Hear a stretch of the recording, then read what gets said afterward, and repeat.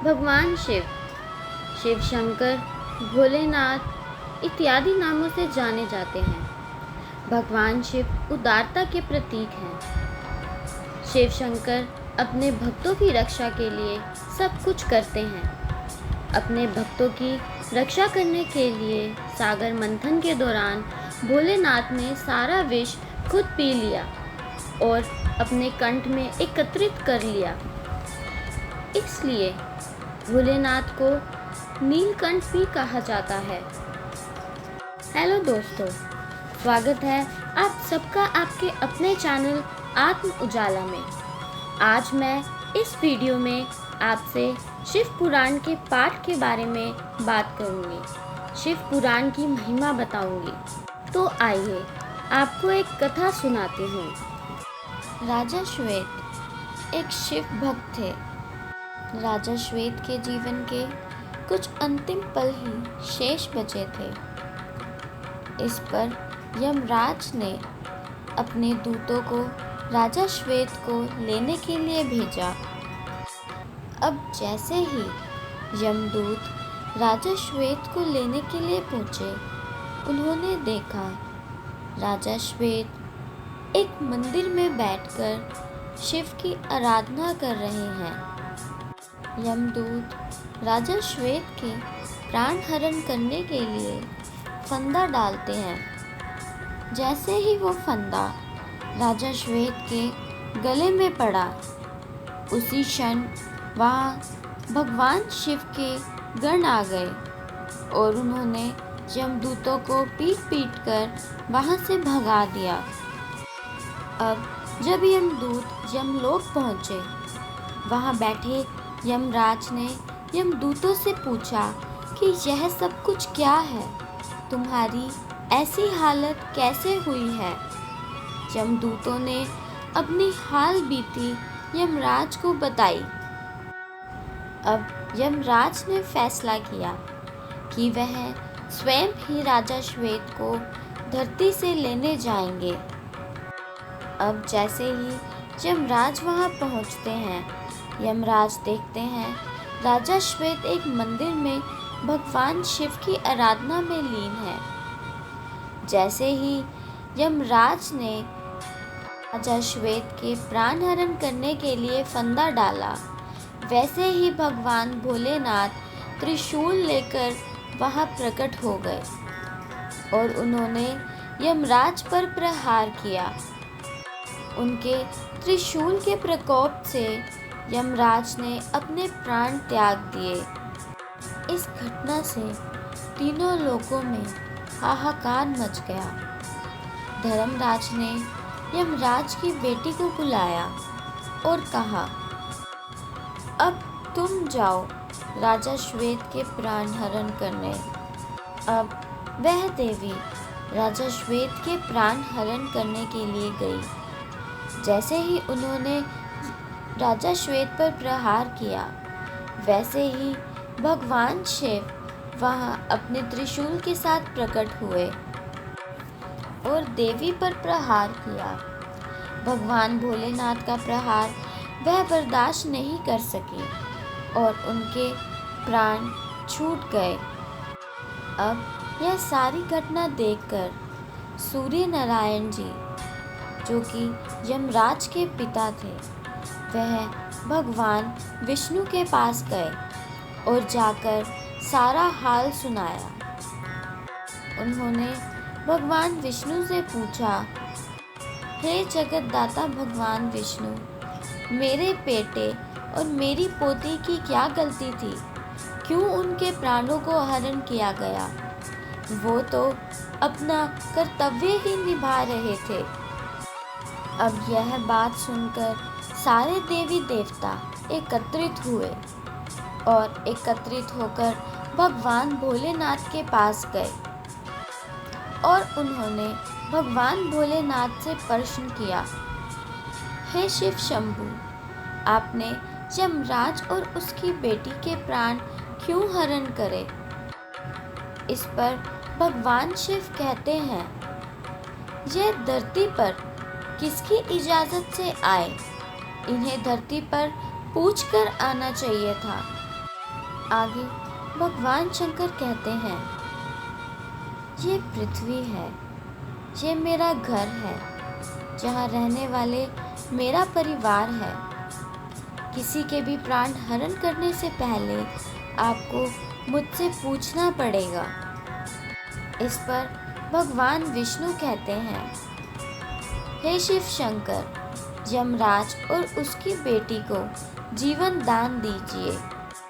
इस पर सूर्य नारायण कहते हैं, हे भोलेनाथ, मैं अपने बच्चों की तरफ से आपको वचन देता हूँ कि जब जब यमराज धरती पर अपने दूतों को किसी का प्राण हरने के लिए भेजेंगे, तब तक वह आपसे पूछकर ही लेकर जाएंगे।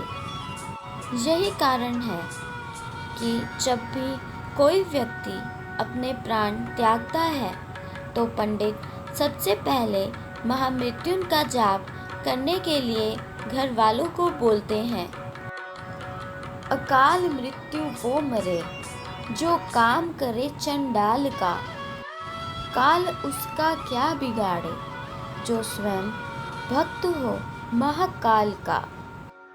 शिव भोलेनाथ बहुत ही जल्दी प्रसन्न हो जाने वाले देव हैं। ऐसा कुछ भी नहीं है जो भगवान शिव दे नहीं सकते। भगवान शिव तो देवों के देव महादेव हैं।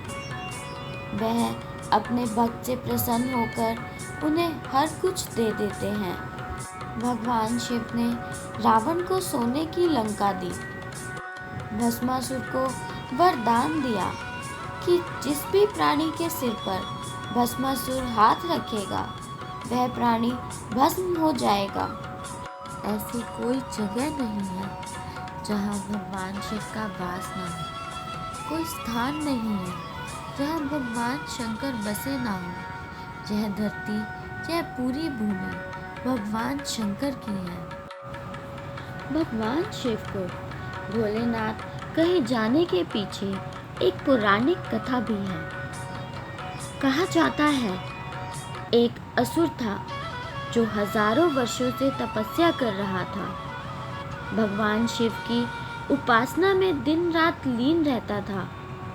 भगवान शिव भली भांति जानते थे कि वह एक राक्षस है और उसे वरदान देना अच्छा साबित नहीं होगा। लेकिन भोलेनाथ उस असुर की भक्ति से प्रसन्न होकर फिर भी प्रकट हुए और उसे वरदान मांगने को कहा।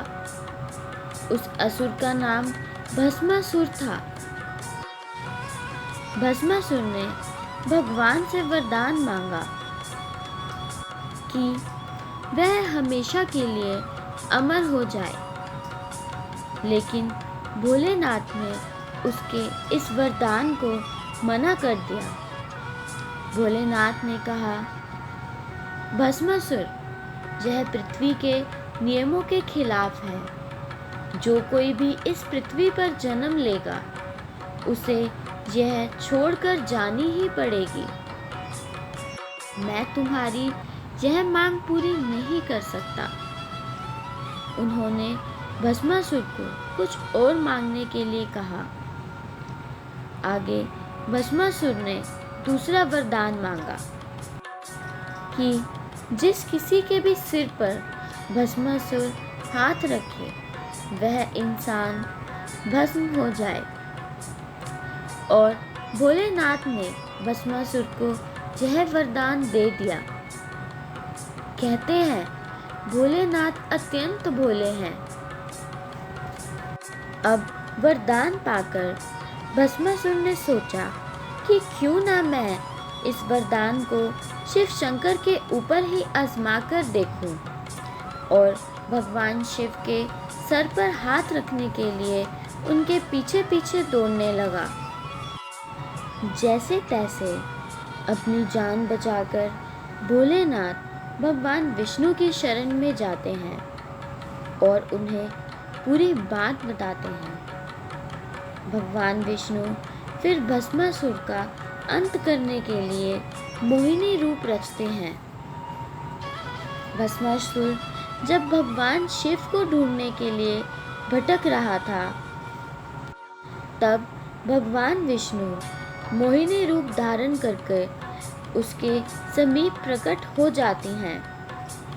मोहिनी की सुंदरता से मुग्ध होकर भस्मासुर वहीं रुक जाते हैं और मोहिनी से विवाह का प्रस्ताव रख देते हैं।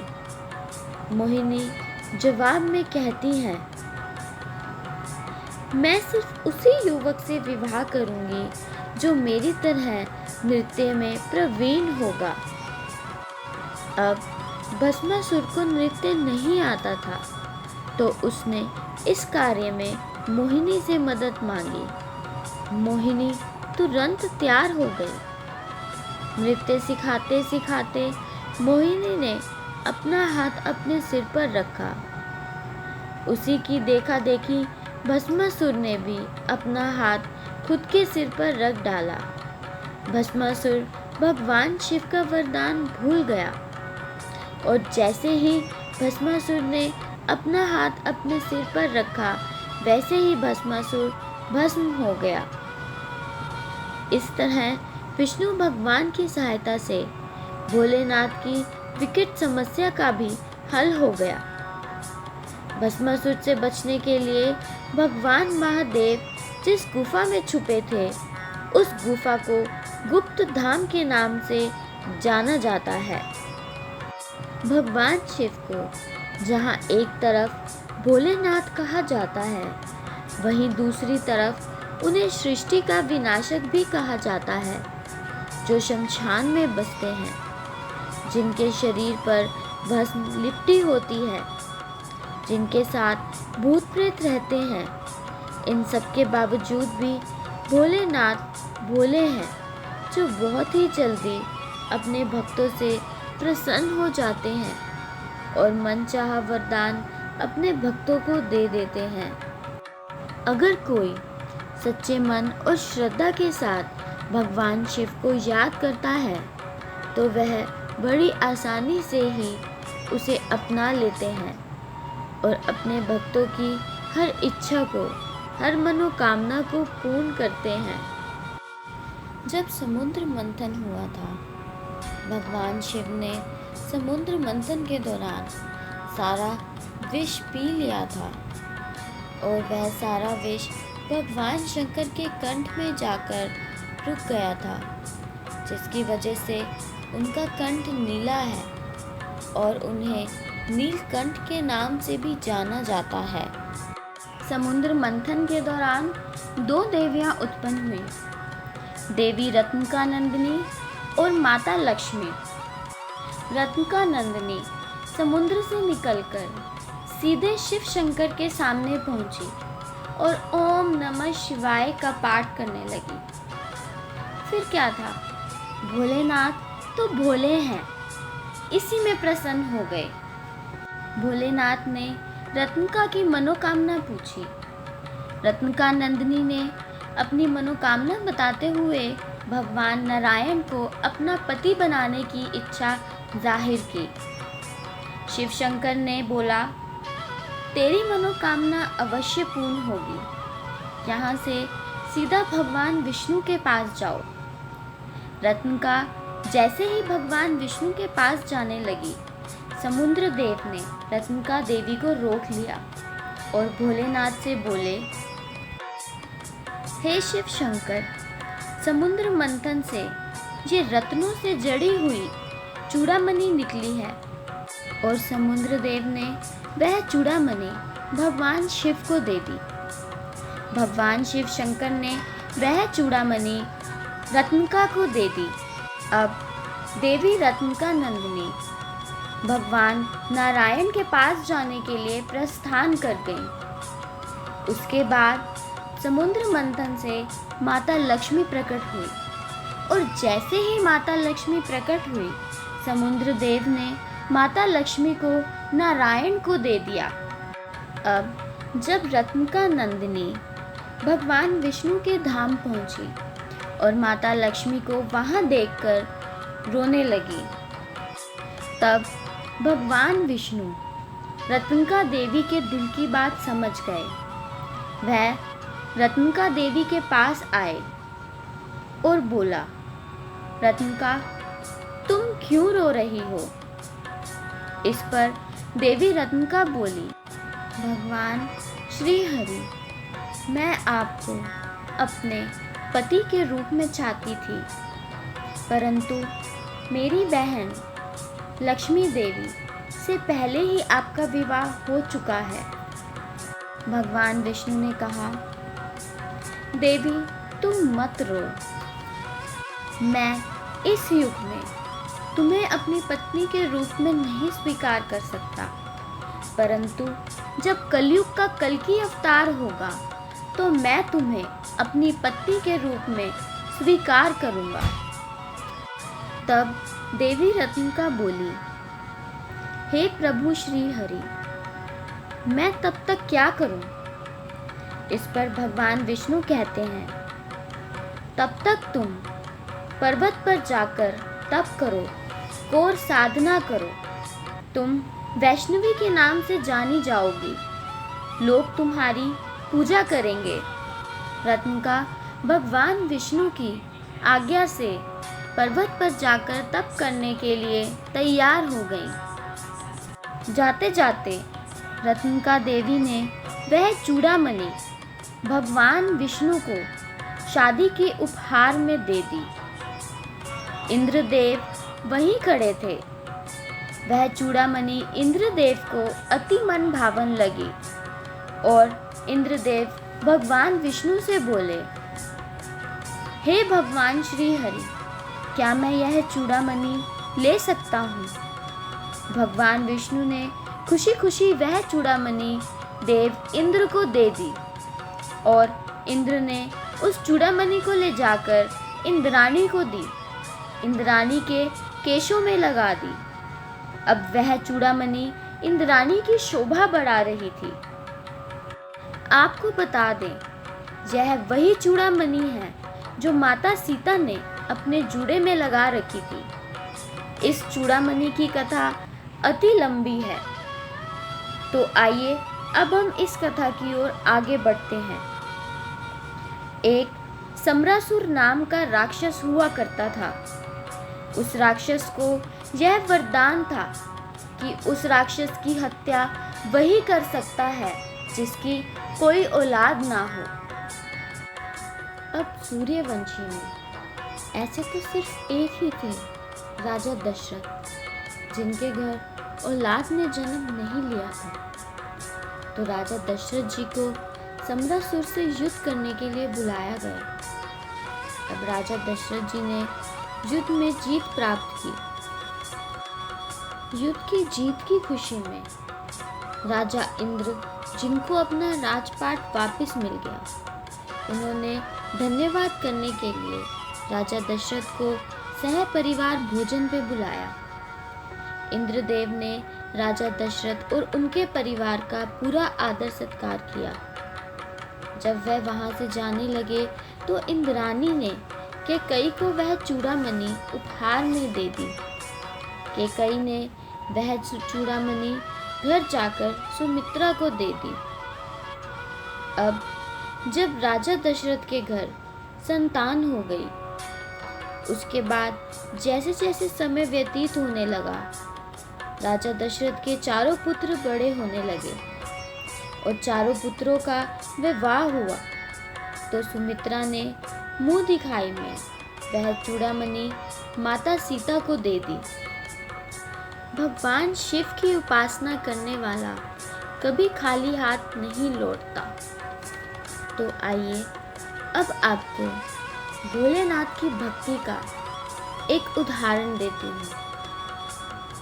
हनुमान जी की माता अंजना, जो कि अब 52 वर्ष की हो चुकी थी, जिनके घर कोई भी संतान उत्पन्न नहीं हुई थी, एक दिन माता अंजना की आंखों में जल भर गया और वह रोने लगी और केसरी के पास जाकर बोली, क्या मुझे कभी भी संतान सुख नहीं मिलेगा? इस पर केसरी कहते हैं, अंजना, तुम्हारे पिता तो विद्वान हैं, तुम उनके पास जाओ, वो अवश्य तुम्हें कोई मार्ग सुझाएंगे। अब माता अंजना केसरी की बात मानकर अपने पिता के पास गई। उनके पिता ने उन्हें शिव भक्ति करने का तर्क सुझाया और कहा, शिव की साधना करो, आराधना करो। अंजना ने ऐसे ही किया। उन्होंने शिव की भक्ति शुरू कर दी। अब भोलेनाथ तो भोले हैं। उन्होंने स्वयं माता पार्वती को माँ अंजना के पास भेजा। माँ अंजना ने माता पार्वती को अपनी साधना का कारण बताया। उन्होंने बताया कि उन्हें एक पुत्र की अभिलाषा है। माता पार्वती ने पूछा, तुम्हें किस तरह का पुत्र चाहिए?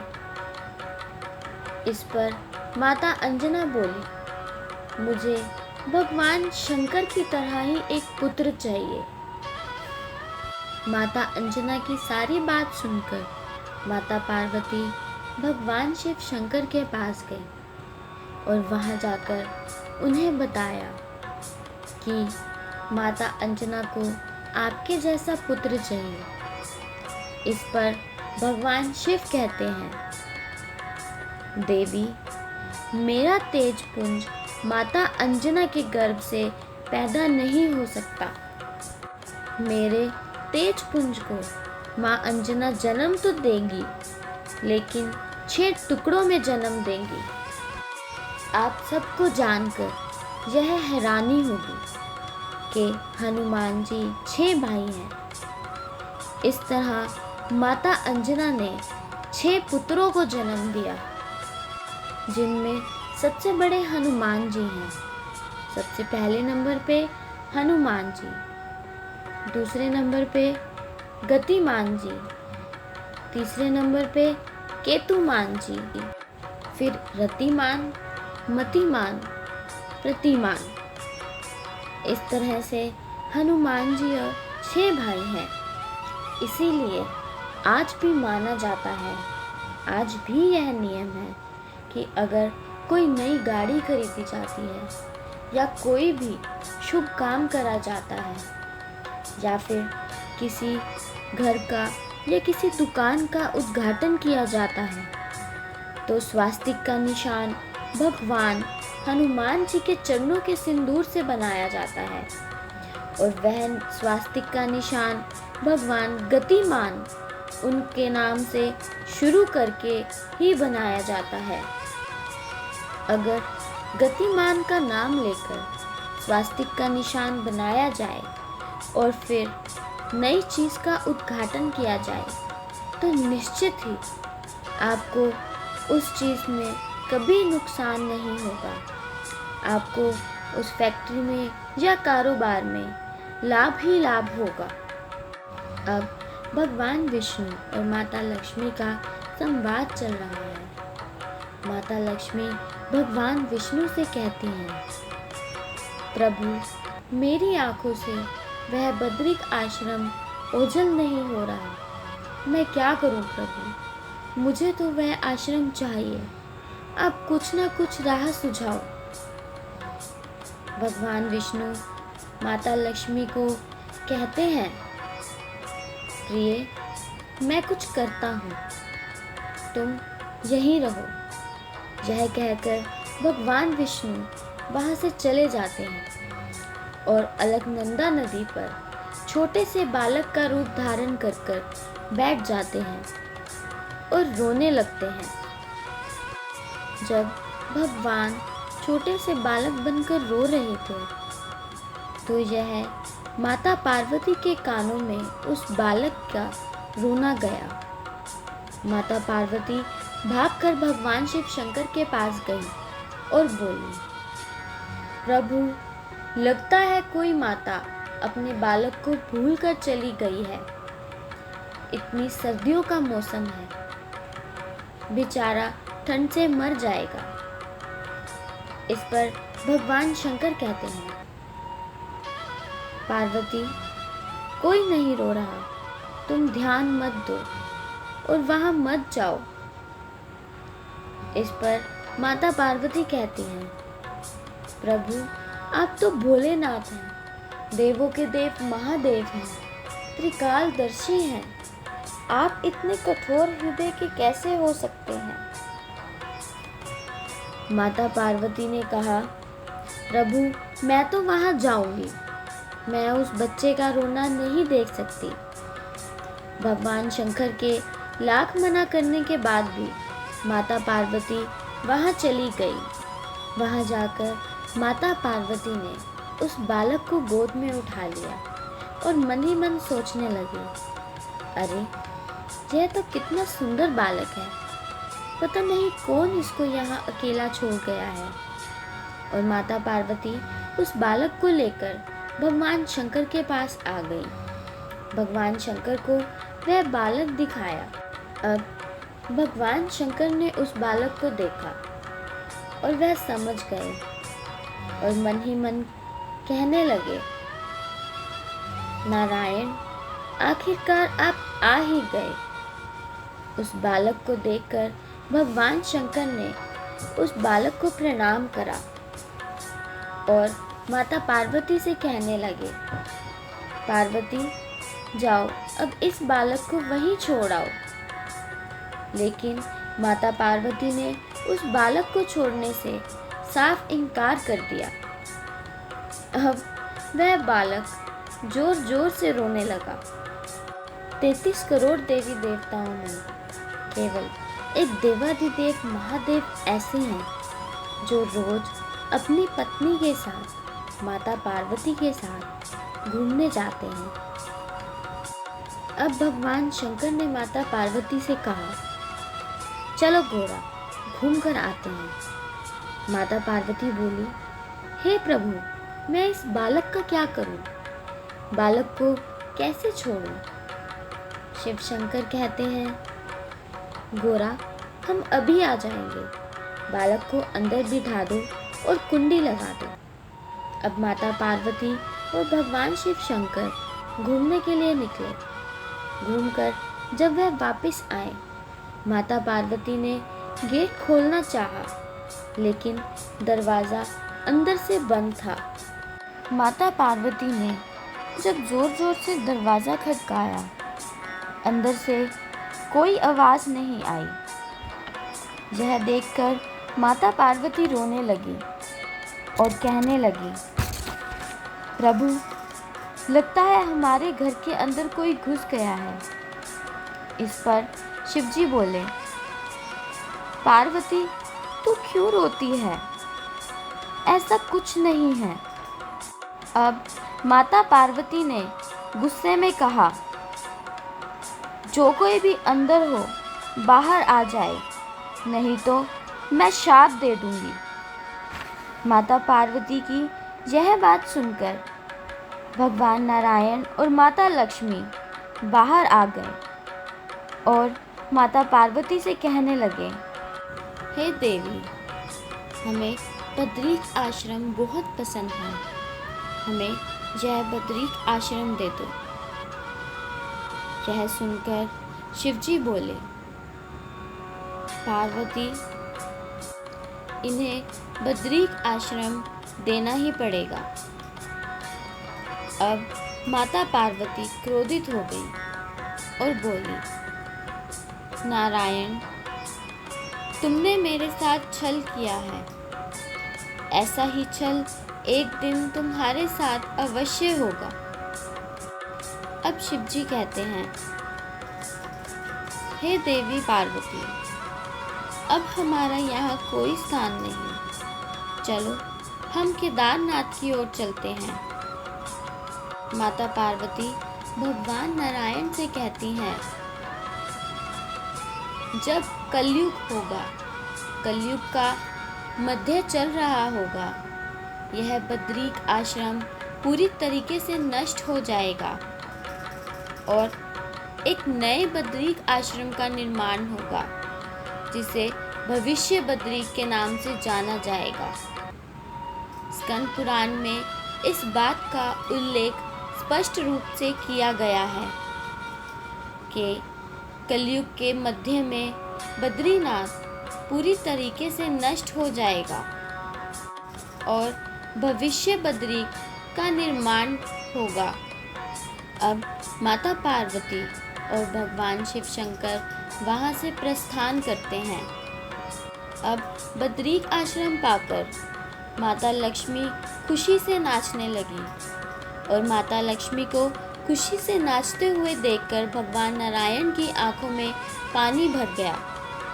इस पर भगवान नारायण माता लक्ष्मी से कहते हैं, सिर्फ तुम्हारी जिद के कारण हमने यह बद्रीक आश्रम लिया है। इस मंदिर में तुम मेरे साथ नहीं बैठ सकती। अगर तुम अंदर बैठोगी तो मैं बाहर बैठूंगा। अगर मैं अंदर बैठूंगा तो तुम बाहर रहोगी। आज भी बद्रीनाथ के मंदिर में भगवान नारायण मंदिर के अंदर स्थापित किए जाते हैं और माता लक्ष्मी मंदिर के बाहर। शिव पुराण में भगवान शंकर की ऐसी कई महिमाओं का वर्णन किया गया है। तो आइए आपको एक और पौराणिक कथा की ओर ले चलते हैं। आप सबने कुबेर का नाम तो सुना ही होगा। कुबेर तीनों लोकों में सबसे धनी थे। एक दिन कुबेर ने सोचा कि हमारे पास इतनी संपत्ति है, लेकिन कम ही लोगों को इसकी जानकारी है। इसीलिए उन्होंने अपनी संपत्ति का प्रदर्शन करने के लिए एक भव्य भोज का आयोजन करने की बात सोची। उसमें तीनों लोकों के सभी देवताओं को आमंत्रित किया गया। भगवान शिव उनके इष्ट देवता थे, इसलिए उनका आशीर्वाद लेने वह कैलाश स्वयं पहुँचे और भगवान शिव शंकर से कहने लगे, हे प्रभु, मैं तीनों लोकों में सबसे धनवान हूँ। यह सब आपकी कृपा का फल है। अपने निवास पर एक भोज का आयोजन करने जा रहा हूँ। कृपया आप परिवार सहित भोज में पधारने की कृपा करें। कुबेर की बातों से भगवान शिव ने कुबेर के मन का अहंकार टाल लिया। भगवान शिव शंकर कुबेर से बोले, बस मैं कहीं बाहर नहीं जाता। यह बात सुनकर कुबेर गिड़गिड़ाने लगे और कहने लगे, हे शिव शंकर भगवान, आपके बगैर तो मेरा सारा आयोजन बेकार चला जाएगा। तब शिवजी ने कहा, एक उपाय है। मैं अपने छोटे बेटे गणपति को तुम्हारे भोज में जाने को कह दूंगा। यह बात सुनकर कुबेर मन ही मन प्रसन्न हुए और संतुष्ट होकर लौट आए। नियत समय पर कुबेर भव्य भोज का आयोजन करने लगे। अब तीनों लोकों के देवता पहुंच चुके थे। अंत में गणपति आए और आते ही कहा, मुझको बहुत तेज भूख लग रही है, भोजन कहाँ है? कुबेर उनकी बात सुनकर उन्हें भोजनालय की तरफ ले गए। पूरा भोजनालय भोजन से सजा हुआ था। सोने की थाली में भोजन परोसा गया। क्षण भर में ही परोसा गया सारा भोजन खत्म हो गया। दोबारा खाना परोसा गया, उसे भी गणेश जी खा गए। बार बार खाना परोसा जाता और क्षण भर में गणेश जी उसे चट कर जाते। थोड़ी ही देर में हजारों लोगों के लिए बना भोजन खत्म हो गया, लेकिन गणपति का पेट नहीं भरा। वे रसोई घर में पहुंचे और वहां रखा सारा कच्चा सामान भी खा गए, तब भी भूख नहीं मिटी। अब जब सब कुछ खत्म हो गया तो गणपति ने कुबेर से कहा, जब तुम्हारे पास मुझे खिलाने के लिए कुछ था ही नहीं, तो तुमने मुझे न्योता ही क्यों दिया? गणपति जी की यह बात सुनकर कुबेर का सारा अहंकार चकनाचूर हो गया। भगवान शंकर तो भोले हैं, आप सब तो जानते होंगे। भगवान शंकर के ऊपर हमेशा सर्प लिपटे रहते हैं। पौराणिक मान्यताओं में भगवान शंकर और सर्प का जुड़ाव गहरा माना गया है, तभी तो वह उनके शरीर पर लिपटे रहते हैं। यह बात सिर्फ मान्यताओं तक ही सीमित नहीं है, बल्कि यह इस कलयुग में भी हकीकत है। यूं तो भगवान शिव शंकर अति दयालु हैं, अपने भक्तों पर अपनी कृपा अक्सर बरसाते ही रहते हैं।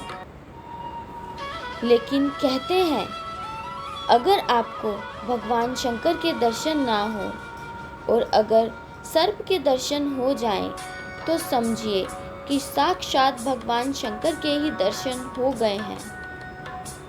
हम चल रहे हैं राजस्थान के माउंट आबू में। माउंट आबू राजस्थान का इकलौता हिल स्टेशन है जो अर्धकाशी भी कहलाता है। पौराणिक मान्यताओं और पुराणों के मुताबिक माउंट आबू अर्धकाशी इसलिए कहलाता है क्योंकि यहाँ भगवान शंकर के 108 छोटे बड़े मंदिर हैं। दुनिया की इकलौती जगह जहाँ भगवान शंकर नहीं, उनकी शिवलिंग भी नहीं, बल्कि उनके अंगूठे की पूजा की जाती है। माउंट आबू में ही अचलगढ़ दुनिया की इकलौती ऐसी जगह है जहां भगवान शिव के अंगूठे की पूजा की जाती है। यह जानकर आपको अति आश्चर्य होगा। भगवान शिव के सभी मंदिरों में तो उनके शिवलिंग की पूजा होती है, लेकिन जहां भगवान शिव के अंगूठे की पूजा होती है, यहीं पर एक मंदिर है पांडव गुफा के करीब, जहां के बारे में कहा जाता है पांडवों ने अज्ञातवास के दौरान कुछ समय यहां बिताया था।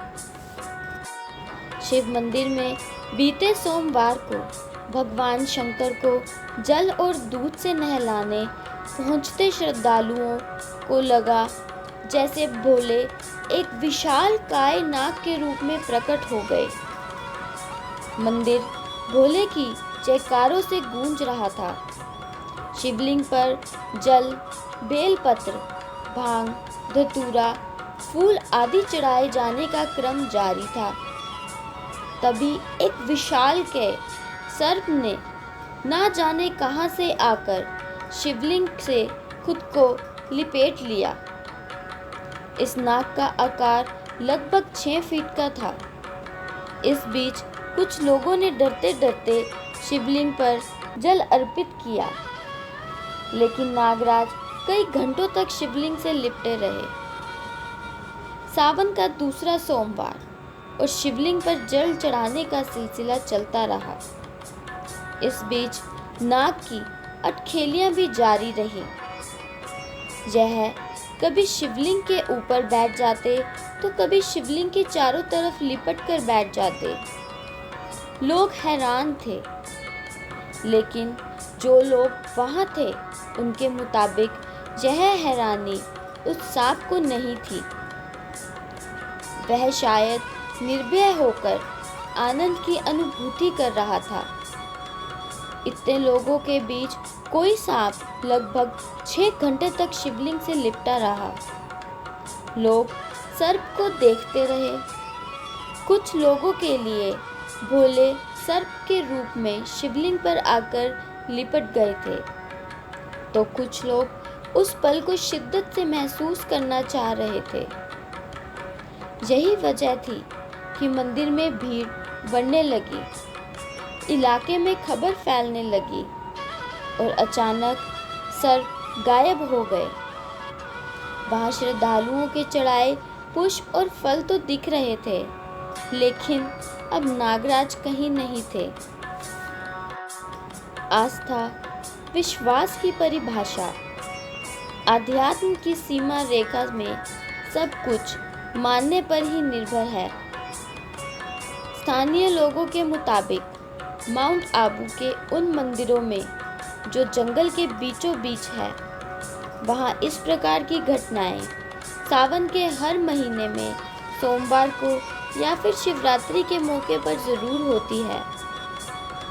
पिछले वर्ष इन्हीं जंगलों में एक शिव मंदिर में पंचमुखी 5 मुखों वाला सांप दिखा था। ये घटनाएं सिद्ध करती हैं कि शिवलिंग और सर्प का गहरा नाता है।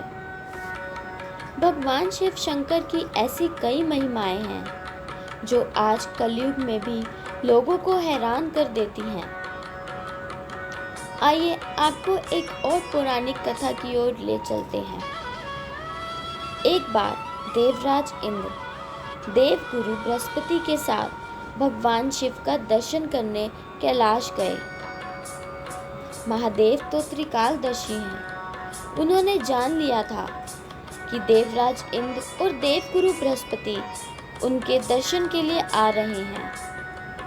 महादेव ने दोनों की परीक्षा लेनी चाहिए, इसलिए रूप बदलकर बालक बन गए और उनके शरीर पर कोई वस्त्र ना था। उनका शरीर जलती हुई अग्नि के समान धधक रहा था और अत्यंत भयंकर नजर आ रहे थे। दोनों के रास्ते में खड़े हो गए। इंद्र ने एक विचित्र पुरुष को रास्ते में खड़े देख तो चौंक गए। अब इंद्र को देवराज होने का गर्व घेरने लगा। उन्होंने उस भयंकर पुरुष से पूछा, तुम कौन हो? भगवान शिव अभी कैलाश पर विराज रहे हैं या कहीं भ्रमण पर हैं? मैं उनके दर्शन के लिए आया हूँ। इंद्र ने कई प्रश्न किए, लेकिन उस बालक ने कोई भी प्रश्न का उत्तर नहीं दिया और मौन ही खड़े रहे। इंद्र को लगा कि यह एक साधारण प्राणी उनका अपमान कर रहा है। उनके मन में देवराज होने का अहंकार उपजा और वह क्रोध में बदल गया। इंद्र ने कहा, मेरे बराबर अनुरोध पर भी तू कुछ नहीं बोलकर मेरा अपमान कर रहा है। मैं तुझे अभी दंड देता हूँ। ऐसा कहकर इंद्र ने व्रज उठा लिया। भगवान शिव ने व्रज को उसी समय तोड़ दिया। इंद्र की बाँह अकड़ गई। भगवान अवधूत क्रोध से लाल हो गए। बृहस्पति उनके चेहरे पर आई क्रोध की ज्वाला को देखकर समझ गए कि ऐसा प्रचंड स्वरूप महादेव के अतिरिक्त और किसी का हो ही नहीं सकता। यह सब कुछ देखकर बृहस्पति शिव स्तुति गाने लगे। उन्होंने इंद्र को भी महादेव के चरणों में लेटा दिया और बोले, प्रभु इंद्र आपके चरणों में पड़े हैं, आपके शरणागत हैं। आपके ललाट से प्रकट अग्नि इन्हें जलाने को बढ़ रही है। हम शरणागतों की रक्षा करें। बृहस्पति ने विनती की, प्रभु भक्तों पर आपकी सदा कृपा बरसती है। आप भक्त वत्सल और सर्व समर्थ हैं। आप इस तेज को कहीं और स्थान दे दीजिए ताकि देवराज इंद्र की प्राणों की रक्षा हो सके। अब भगवान रुद्र ने कहा, बृहस्पति मैं तुम पर बहुत प्रसन्न हूँ।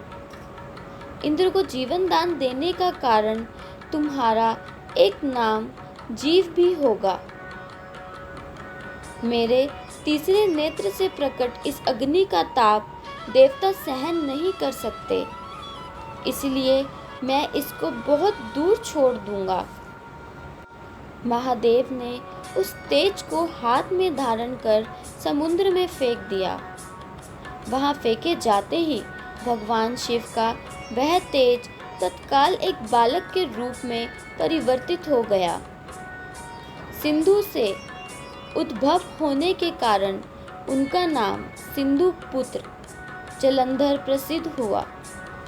जलंधर, जिसका नाम शंखचूड़ भी हुआ, शिव के तेज से उत्पन्न हुआ था। इस कारण परम शक्तियों से संपन्न था। वह देवों से भी ज्यादा शक्तिवान था। वह उस तेज से पैदा हुआ था जो इंद्र को समाप्त करने वाला था। इसीलिए असुरों ने उसे अपना राजा बनाया। अवधूत रूप में यह लीला करने के बाद महादेव अंतर्ध्यान हो गए। इंद्र के गर्व का भंजन भी हुआ, भगवान के दर्शन भी हो गए। तुलसी जी से जुड़ी एक कथा बहुत प्रचलित है। श्रीमद् देवी भगवत पुराण में इनके अवतरण की दिव्य लीला कथा भी बनाई गई है। एक बार शिव ने अपने तेज को समुद्र में फेंक दिया था। उससे एक महातेजस्वी बालक ने जन्म लिया। यह बालक आगे चलकर जलंधर के नाम से प्रक्रमी दैत्य राजा बना। इनकी राजधानी का नाम जालंधर नगरी था। दैत्यराज कालनेमी की कन्या वृंदा का विवाह जालंधर से हुआ। जालंधर महाराक्षस था।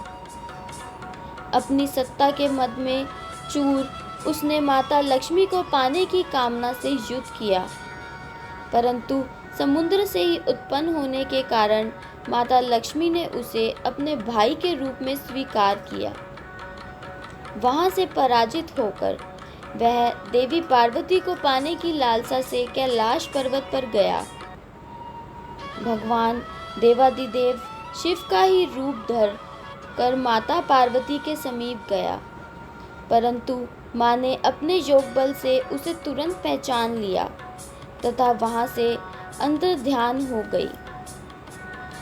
देवी पार्वती ने क्रोध होकर सारा वृतांत भगवान विष्णु को सुनाया। जालंधर की पत्नी वृंदा अत्यंत पतिव्रता स्त्री थी। उसी की प्रतिव्रता धर्म की शक्ति से जालंधर ना तो मारा जाता था और ना ही पराजित हो सकता था।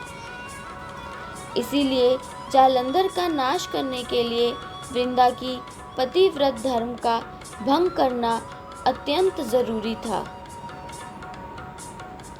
इसी कारण भगवान विष्णु ऋषि के वेश धारण कर वन में जहाँ पहुँचे, जहाँ वृंदा अकेली भ्रमण कर रही थी। भगवान के साथ दो मायावी राक्षस भी थे, जिन्हें देखकर वृंदा भयभीत हो गई। ऋषि ने वृंदा के सामने पल में दोनों को भस्म कर दिया।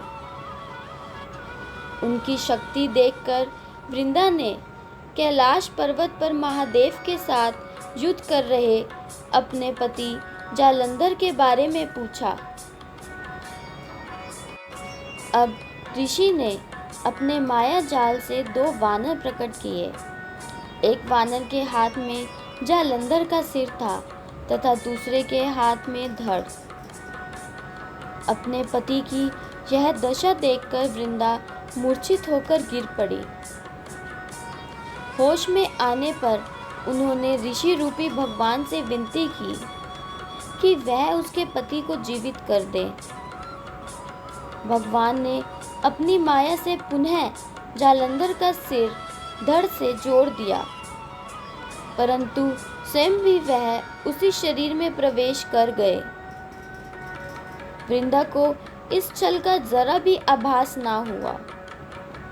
जालंधर बड़े भगवान साथ वृंदा पतिव्रता का व्यवहार करने लगी, जिससे उनका अस्तित्व भंग हो गया। ऐसा होते ही वृंदा का पति जालंधर युद्ध में हार गया। इस सारी लीला का जब वृंदा को पता चला तो उसने क्रोधित होकर भगवान विष्णु को शीला होने का श्राप दे दिया तथा स्वयं सती हो गई। जहाँ वृंदा भस्म हुई वहाँ तुलसी का पौधा उगा। भगवान विष्णु ने वृंदा से कहा, हे वृंदा, तुम अपने अस्तित्व के कारण मुझे लक्ष्मी से भी अधिक प्रिय हो गई हो। अब तुम तुलसी के रूप में सदा मेरे साथ रहोगी। जो मनुष्य भी मेरे शालिग्राम रूप के साथ तुलसी का विवाह करेगा उसे इस लोक और परलोक में विपुल यश प्राप्त होगा। जिस घर में भी तुलसी होती है वहाँ यम के दूत भी असमय नहीं जा सकते। गंगा व नर्मदा के जल से स्नान तथा तुलसी का पूजन बराबर माना जाता है। चाहे मनुष्य कितना भी पापी क्यों ना हो, मृत्यु के समय जिसके प्राण मंजरी रहित तुलसी और गंगा जल मुख में रखकर निकल जाते हैं, वह पापों से मुक्त होकर वैकुंठ धाम को जाते हैं। जो मनुष्य तुलसी व आंवलों की छाया में अपने पितरों का श्राद्ध करते हैं, उनके पितृ मोक्ष को प्राप्त करते हैं। उसी दैत्य जलंधर की यह भूमि जलंधर नाम से विख्यात है। सती वृंदा का मंदिर मोहल्ला कोट किशनचंद में स्थित है। कहते हैं इस स्थान पर एक प्राचीन गुफा थी जो सीधा हरिद्वार तक जाती थी। श्री हनुमान शिव अवतार हैं। शिव से ही जुड़ा है यह रोचक प्रसंग। एक बार माता पार्वती की इच्छा पर भगवान शिव शंकर ने कुबेर से सोने के महल का निर्माण करवाया, किंतु रावण इस महल की सुंदरता पर मोहित हो गया। वह ब्राह्मण का वेश रखकर शिव के पास गया। उसने महल में प्रवेश लिए शिव पार्वती से पूजा कराकर दक्षिणी के रूप में वह महल ही मांग लिया। भक्त को पहचान शिव ने प्रसन्न होकर वह महल दान में दे दिया। दान में महल प्राप्त करने के बाद रावण के मन में विचार आया कि यह महल असल में तो माता पार्वती के कहने पर बनाया गया है, इसीलिए उनकी सहमति के बिना यह शुभ नहीं होगा। इसलिए उनकी सहमति के बिना वह यह महल नहीं लेने जाना चाहता था। तब उसने शिवजी से माता पार्वती को भी मांग लिया और भोले भंडारी शिव ने इसे भी स्वीकार कर लिया। जब रावण उस सोने के महल सहित माँ पार्वती को ले जाने लगा, तब अचंभित और दुखी माता पार्वती ने भगवान विष्णु का स्मरण किया और भगवान विष्णु ने माँ पार्वती की रक्षा करी। जब माता पार्वती क्रोधित हो गई तो शिवजी ने अपनी गलती मानी और माता पार्वती को वचन दिया कि त्रेता युग में जब मैं वानर रूप हनुमान का अवतार लूँगा, उस समय तुम मेरी पूंछ बन जाना। जब मैं माता सीता की खोज में इसी सोने की महल यानी लंका जाऊंगा, तो तुम पूंछ के रूप में लंका को आग लगा देना और रावण को दंडित करना।